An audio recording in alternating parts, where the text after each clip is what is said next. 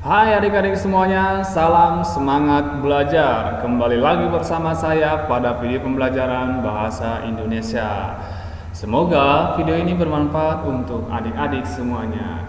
Pada video ini saya akan membahas menentukan unsur-unsur iklan, slogan, dan poster. Nah, tujuan pembelajaran pada video kali ini adalah setelah mempelajari materi ini, kamu diharapkan mampu menjelaskan pengertian dan fungsi serta mengidentifikasi unsur-unsur teks iklan, slogan, dan poster dari berbagai sumber yang kamu peroleh. Nah, yang pertama yang akan kita bahas adalah pengertian dari iklan, slogan, dan poster. Iklan. Tentu saja iklan sudah tidak asing lagi bagi kehidupan adik-adik semuanya. Tanpa kalian sadari, di sekitar kalian begitu banyak iklan ya. Nah, apa itu iklan?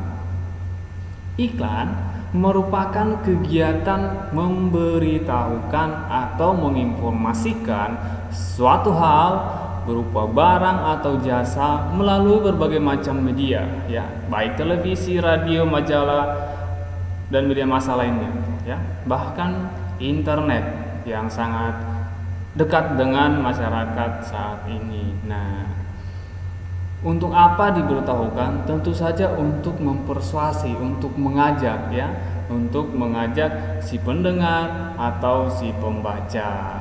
Slogan, apa itu slogan?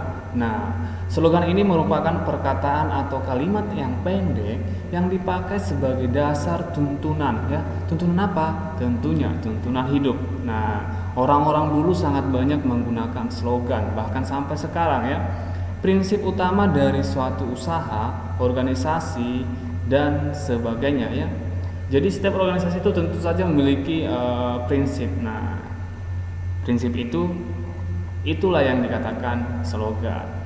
Bagaimana dengan poster? Tentu kalian semuanya sudah mengenal poster ya. Saya yakin karena poster itu apalagi di tempat-tempat umum sangat banyak ditemukan. Apa itu poster? Poster merupakan plakat ya.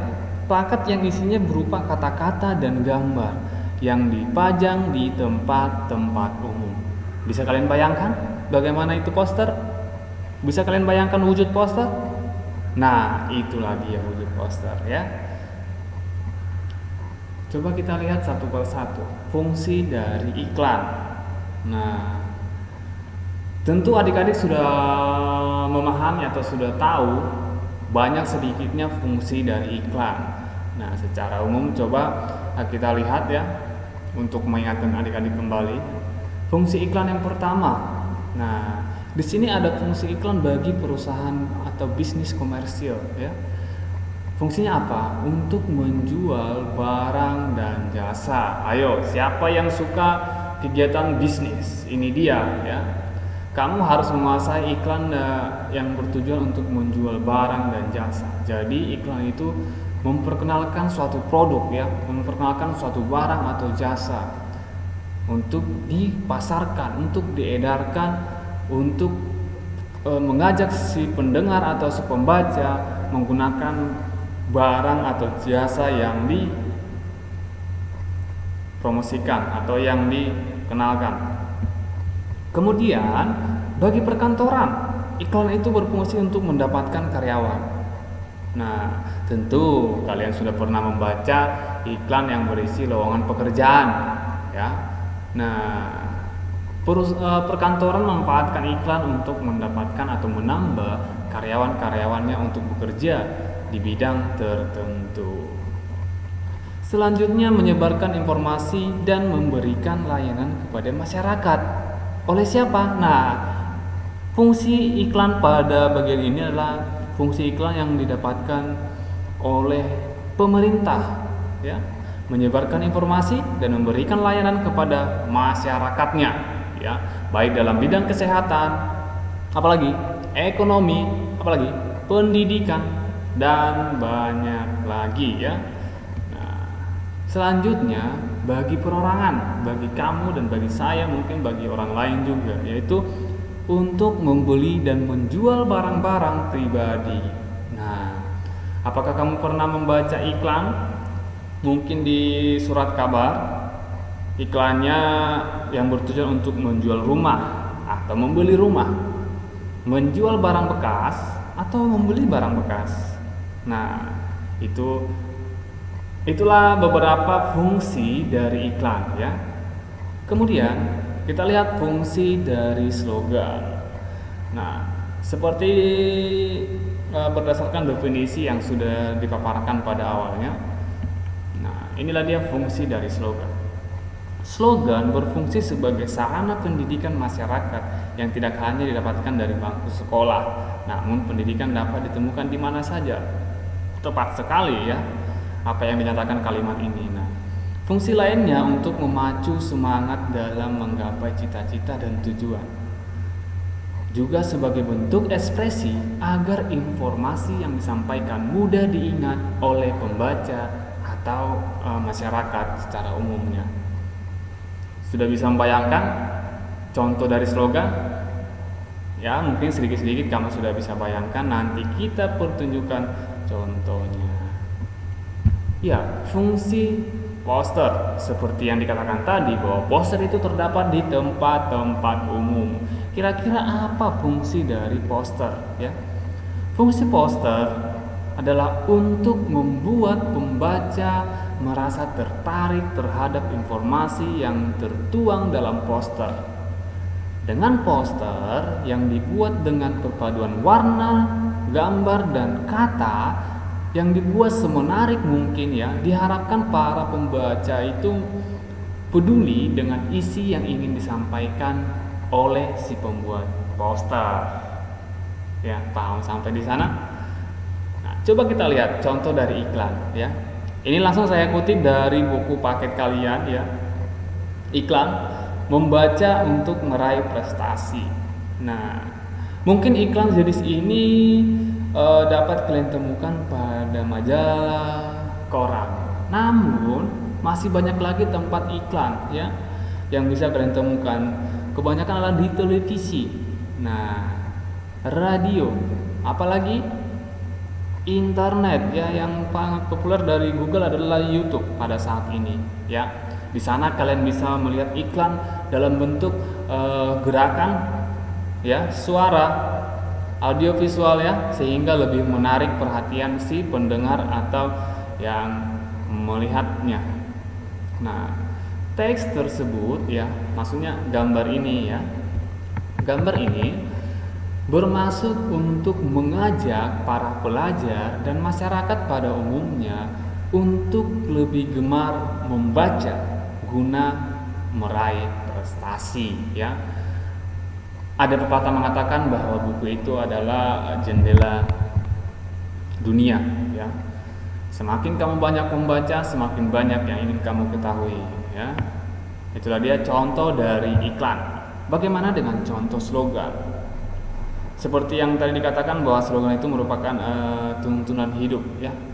Coba kita lihat. Ya, siapa yang pernah mendengar ini? Berdiri sama tinggi, duduk sama rendahnya. Apa artinya?